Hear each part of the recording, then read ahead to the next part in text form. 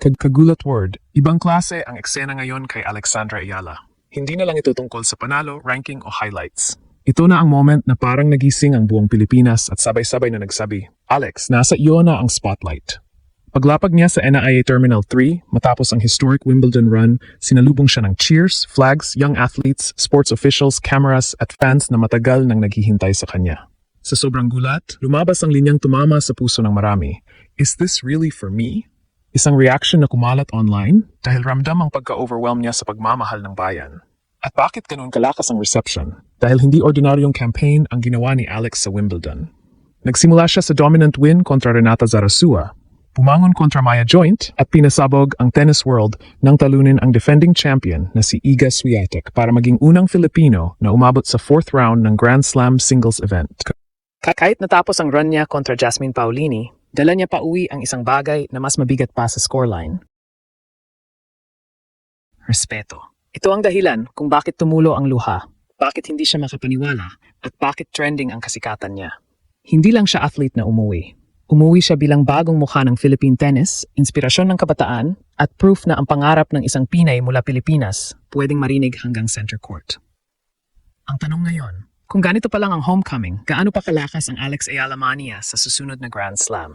At sa totoo lang, ngayon pa lang nagsisimula ang pinakamainit na kabanata ng kanyang storya. Kagulat word, may mga homecoming na simpleng arrival lang. May atleta na uwi, may ilang camera, may ilang pagbati, tapos na ang balita. Pero kay Alex iba ang nangyari. Pagdating niya sa Pilipinas, matapos ang kanyang historic Wimbledon campaign, hindi ito mukhang ordinaryong Mukha itong eksena ng isang bagong national sports icon na unti-unting nare-realize. Teka, ganito na pala kalaki ang epekto ko sa mga tao. Sa NIA Terminal 3, sinalubong si Alex ng mainit na suporta. May fans, may kabataan, may Philippine flags, may tarpaulins, may mga gustong magpa-autograph at may sports leaders na sumalubong sa kanya. Nandoon ang pakiramdam na hindi lang siya galing sa tournament. Galing siya sa isang laban na nagbigay ng bagong tapang sa buong bayan. Reports said she was welcomed by supporters and young athletes, signed tennis balls, and was greeted by sports officials including POC President Abraham Bambol Tolentino, PSC Chairman Patrick Pato Gregorio, and PhilTA Secretary General John Ray Tienco. At dun pumasok ang pinaka-viral na linya, is this really for me? Hindi yon scripted, hindi yon pilit. Yon ang natural na reaction ng isang atleta na sanay lumaban sa court, pero hindi pa rin sanay na makita ang ganitong klase ng pagmamahal na nakaabang sa airport. Ayon sa News 5 post na na-quote sa social web reports, nagulat si Alex sa warm welcome pagdating niya sa bansa. At ito ang mas kagulat. May dahilan kung bakit ganoon ang reception. Si Alex ay hindi basta sumali sa Wimbledon. Gumawa siya ng kasaysayan. Sa first round, win agad kontra Renata Zarazua 6-1, 6-2. Sa second round, bumangon siya kontra Maya Joint 3-6, 6-2, 6-0.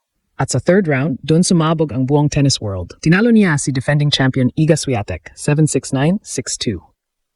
Ayon mismo sa WTA, ang panalong iyon ang nagdala kay Alex sa Wimbledon 4th round at ginawa siyang unang player mula Pilipinas na umabot sa second week ng major.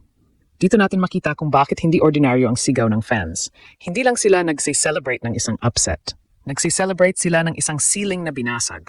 Kung babalikan pa ang emotional moment niya sa Wimbledon, doon pa lang kita na kung gaano kalalim ito para sa kanya. Matapos talunin si Swiatek, naging emotional siya at sinabi na para sa batang Alex na lumaki sa Pilipinas, ang moment na iyon ay everything. Hindi lang iyon luha dahil nanalo.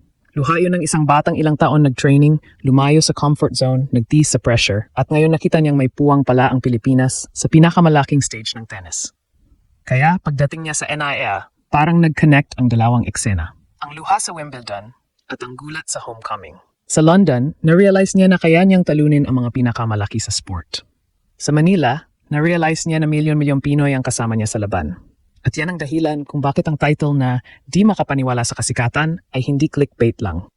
Dahil literal, sa body language at reaction niya, parang hindi pa rin siya sanay na siya na ang hinahanap, siya na ang kinukunan, siya na ang sinusundan, at siya na ang inspirasyon ng bagong generation.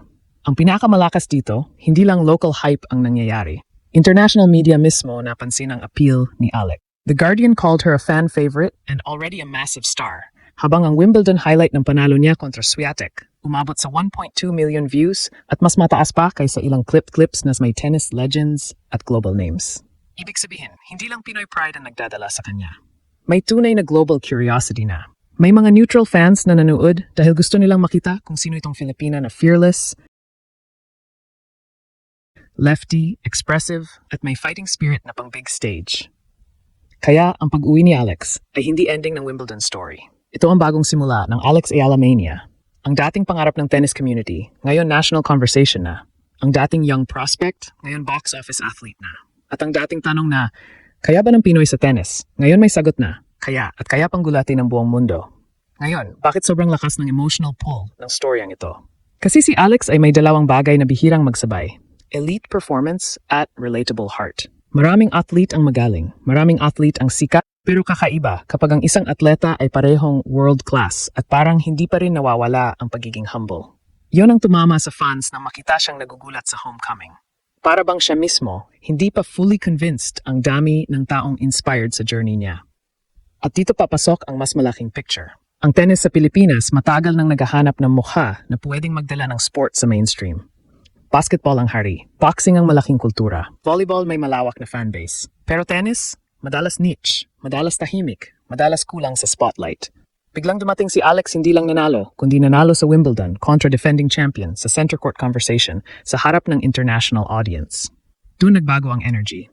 Biglang ang bata sa bahay, ang lolo sa probinsya, ang fan sa social media, at ang casual viewer na hindi masyadong nanood ng tennis. May dahilan na magtanong, kailan ulit laban ni Alex? At may susunod agad na kabanata. Ayon sa GMA at Philstar Life, nakatakda ang home court, the Alex Ayala Fan Meet Experience sa Glorieta Activity Center sa July 15th, with registration at 4 p.m. at program at 6 p.m.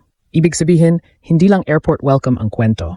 May buong fan moment pa kung saan mas makikita ang laki ng bagong fanbase niya. At pagkatapos nito, ayon sa reports, nakaabang ang North American Hardcourt Swing, kasama ang Washington DC Tournament, bago ang mas malaking target sa US Open. Kaya ang homecoming na ito ay parang recharge station. Uwi, yayakapin ng bayan tapos lalaban ulit sa mundo. Pero kailangan ding maging klaro, hindi dapat gawing pressure cooker ang kasikatan niya. Oh, grabe ang hype. Oh, trending ang name niya. Oh, may expectation na ngayon. Pero si Alex ay 21 years old pa lang at kahit ang pinakamagagaling sa tennis may bad serve days, may tight matches, may emotional losses, may learning curve. Ang maganda sa kanya, kahit matapos ang paulini loss, lumalabas na mas mature ang mindset niya. Hindi siya mukhang kontento sa happy to be here lang. Gusto niya pang bumalik, matuto at umabot sa mas mataas. Kaya kung tatanungin natin, bakit tumulo ang luha? Simple lang, dahil naabot niya ang stage na minsan pangarap lang. Bakit siya di makapaniwala? Dahil minsan ang athlete ang huling nakaka-realize kung gaano nakalaki ang impact niya. At bakit sikat na si Alex? Dahil pinagsama niya ang kasaysayan, puso, laban at humility.